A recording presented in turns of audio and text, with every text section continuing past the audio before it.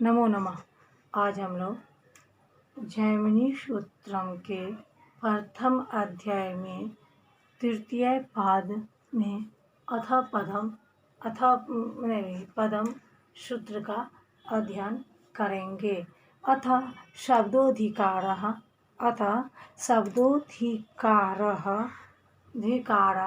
अर्थांतर बोधको व ज्ञेय पद यावदीशाश्रय पदमृक्षाणां ज्ञेयम् अस्मिन् अधिकारे लग्न पद वलम्ब्य फलं ज्ञेयमित्यर्थः।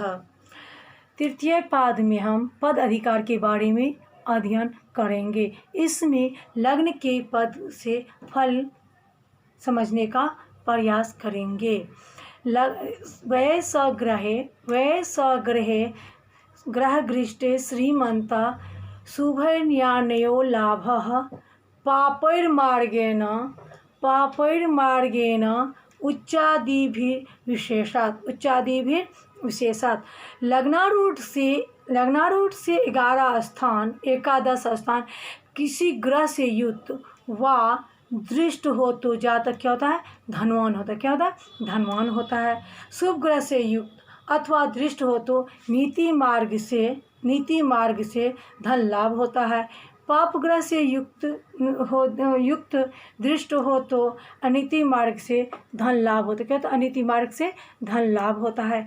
एकादश मार्ग में उच्च आदि शब्द से मूल त्रिकोण स्वराशि मित्र राशि के ग्रह हो तो विशेष करके लाभ होता है। लग्न पद से 12 स्थान ग्रह युक्त हो तो अधिक खर्च होता है। क्या होता है? अधिक खर्च होता है। रवि राहुर शुक्रैर्नृपात चंद्रदृष्टो निश्चयेन बुद्धेन ज्ञाति तो विवादाद्वा गुरुना कर्मूलात् कुज शनिभ्यां भ्रातृमुखात् एतैर्व्ययम् एवं लाभः। लग्न पद से 12 ग्रह युक्त हो तो अधिक खर्च होता है। क्या होता है? अधिक खर्च होता है। शुभ ग्रह से शुभ कार्य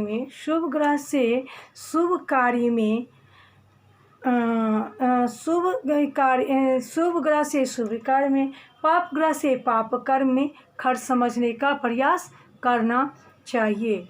पद में 12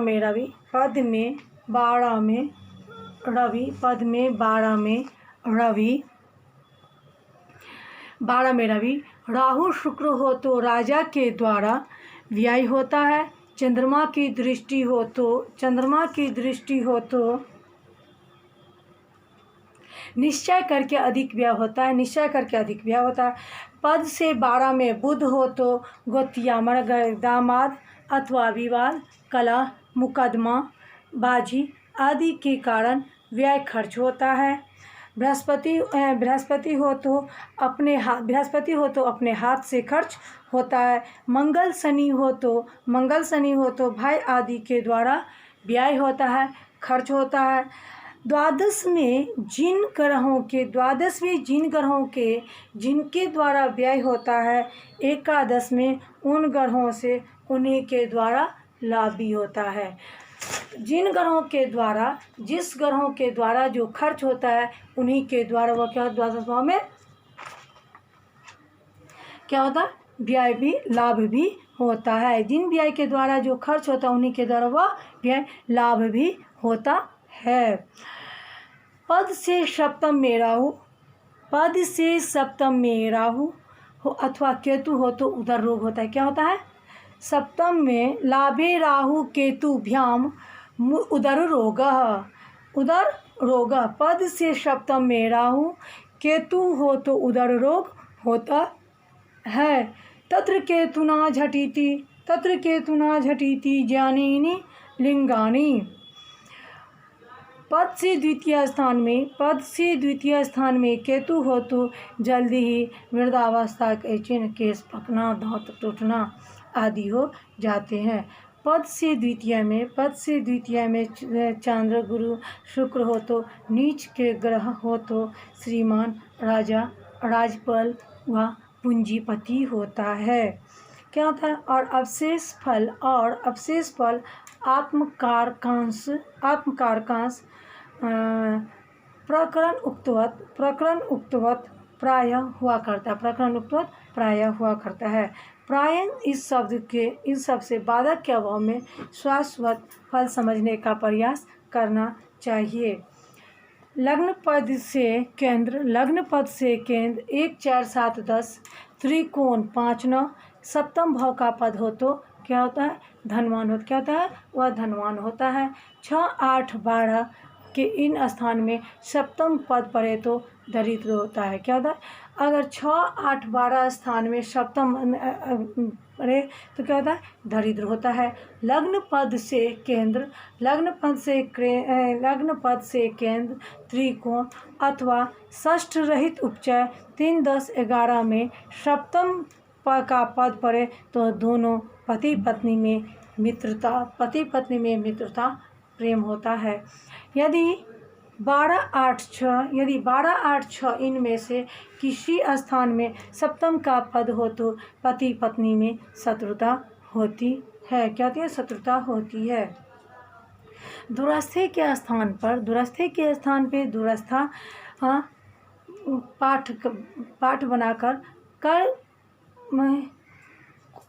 मूल मुंदली में सप्तपदं षष्ठाष्ट हम द्वादश गतं न भवन्ति द्रष्टव्यम। इस प्रकार प्रमाद से लिखा गया। यहाँ पर यह प्रमाद से लिखा गया है। कारण लग्न पद से सप्तम भाव का पद षष्ठाष्टम में हो सकता है। मेष लग्न उसके स्वामी मंगल, कर्क में हो तो सप्तम तुला के स्वामी बुध, तुला के स्वामी शुक्र, वृश्चिक में हो तो लग्न पद, कर्क में सप्तम पद का धनु षष्ठ स्थान में पर इत्यादि होगा। क्या होगा? उपर्युक्त रीति से यदि पंचम भाव आदि के पद केंद्रादि में पड़े तो पुत्र आदि से मैत्री तथा वैर समझने का प्रयास करना चाहिए। क्या करना चाहिए? लग्न पद और सप्तम पद में निष्प्रतिबंधक अर्गला हो तो भाग्यशाली हो तो क्या होता है? निष्प्रतिबंधक अर्गला हो तो भाग्यशाली होता है। यदि उक्त दोनों स्थान में शुभ ग्रह कृत अग्रला हो तो भाग्यशाली होता है। यदि उक्त दोनों स्थान में शुभ ग्रह कृत अर्गला सब प्रतिबंधक हो तो धन की वृद्धि होती। क्या होती है? धन की वृद्धि होती है। तथा पाप ग्रह कृतार्गला में सामान्य रूप से धन होता है, अर्थात सिद्ध होता है। जन्म लग्न, होरा लग्न, घटी लग्न इन तीनों पर किसी एक ग्रह की दृष्टि हो तो वह जातक राजा होता है। क्या होता है? वह राजा होता है। अथवा जन्म लग्न कुंडली, होरा लग्न कुंडली, घटी लग्न कुंडली तीनों में लग्न और सप्तम भाव पर राशि, नवमास, दृष्टान वश में एक ग्रह की दृष्टि से भी राजयोग होते हैं। इन तीनों लग्न कुंडली के आराशि अंश दृकोण तीनों वश के लग्न सप्तम दोनों पर एक ग्रह की दृष्टि हो तो पूर्ण राजयोग समझने का प्रयास करना चाहिए। उनमें एक भी न्यून हो तो राजयोग भी न्यूनतम समझने का प्रयास करना चाहिए। तीनों लग्न की नवांश कुंडली और दृष्टांत कुंडली से भी राजयोग पर विचार करना चाहिए। लग्न, घटी लग्न, होरा लग्न, इन तीनों को उच्चस्थ व अन्य किसी एक ग्रह में भी देख राजयोग होता है तो उन तीनों लग्न में किसी दो को एक ग्रह देखे तो राजयोग होता है।